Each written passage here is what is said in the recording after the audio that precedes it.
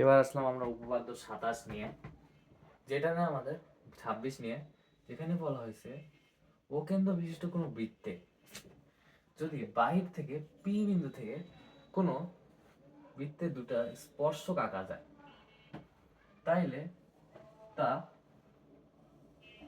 স্পর্শগামী স্পর্শ বিন্দু দ্বয়ের দূরত্ব সমান। অর্থাৎ এবি, এখানে পি এ ইকুয়াল টু আমরা বলতে পারবো পিবি। এটা আমাদের প্রমাণ করতে হবে, ঠিক আছে? তো এটার জন্য আমাদের একটা অঙ্কন হচ্ছে ও এ আর ও বি যোগ করা, ও এ কমা ও বি যোগ করি, তারপরে ও পি যোগ করা। তো এখন আমরা জানি কোন P A O equal to কোন P B O equal to 90 degree. এর আগে আমরা পড়ছিলাম বৃত্তের যে কোনো বহিস্থ বিন্দুতে অঙ্কিত স্পর্শগামী ব্যাসার্ধের উপর লম্ব। তো এটা হলো অঙ্কিত স্পর্শক এবং এটা হলো স্পর্শগামী ব্যাসার্ধ, অর্থাৎ এটাও লম্ব এটাও লম্ব। অর্থাৎ কোন পি এ ও কোন পি বি ও সমকোণী ত্রিভুজ,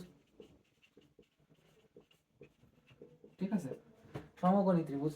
তো সমকোণী ত্রিভুজ আমরা দেখছি ওপি ইকুয়াল টু ওপি অতিভুজ সমান কেন? Same radius. অর্থাৎ আবার ও এ ত্রিভুজ ইকুয়াল টু ও বি, এটা কি একই ব্যাসার্ধ, আর এটা হলো সাধারণ বাহু। অর্থাৎ ত্রিভুজ এ ও পি সর্বসম ত্রিভুজ এ ও বি ও পি। অতএব এখান থেকে আমরা বলতে পারি P A equal to PB, প্রমাণিত। ঠিক আছে, এটাই সবচেয়ে সোজা উপপাদ্য আমার মনে হয়। ঠিক আছে, পিস।